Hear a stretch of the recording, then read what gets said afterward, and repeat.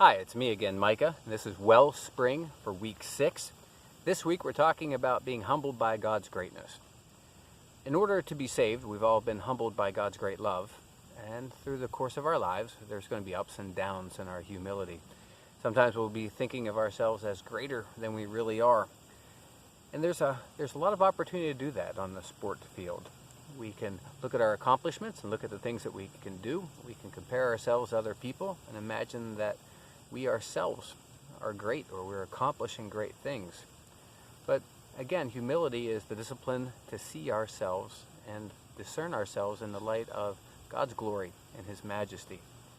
So we're going to be addressing a few questions today. How do we cultivate humility in ourselves, and how do we have the discipline to maintain humility? And a large part of that is going to be seeing God as He is, knowing Him as He is, how He demonstrates Himself in creation. We're looking at the book of Job, and in Job 38, through the whole book of Job, we see that Job was a righteous man, and Job had reason to boast in his righteousness and the things that he had accomplished, but not before God. So Job is asked the questions after he has lost everything. He wants an audience with God, and he wants to know why, and he's questioning, he's second-guessing.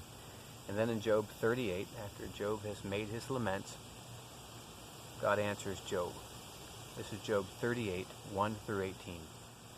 Then the Lord answered Job out of the whirlwind and said, "Who is this that darkens counsel by words without knowledge?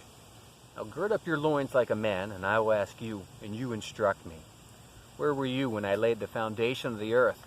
Tell me, if you have understanding. Who set its measurements, since you know? Or who stretched out the line in it? On what were its bases sunk? Or who laid its cornerstone? When the morning stars sang together, and all the sons of God shouted for joy? Or who enclosed the sea with doors, when bursting forth it went out from the womb? When I made a cloud its garment, and thick darkness its swaddling bands, and I placed boundaries on it, and set a bolt and its doors. And I said, Thus far you shall come, but no farther, and here shall your proud waves stop. Have you ever in your life commanded the morning and caused the dawn to know its place, that it might take hold of the ends of the earth, and the wicked be shaken out of it?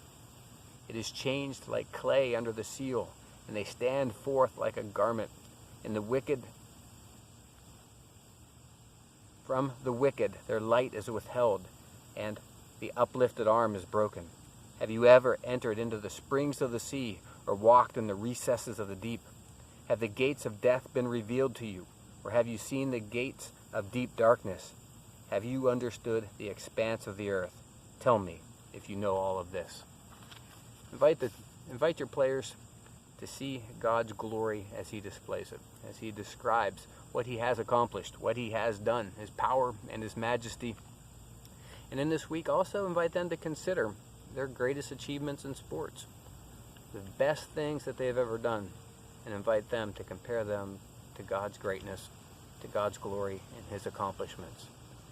You also can talk to your players about the ways to cultivate or maintain a humility in their lives and on the field. Talk about how or in what ways when they're victorious and when they win, how they can maintain a humility, what they can do for each other, to help each other, to spur each other on in love and in good deeds. This is Wellspring, week 6. May God bless you.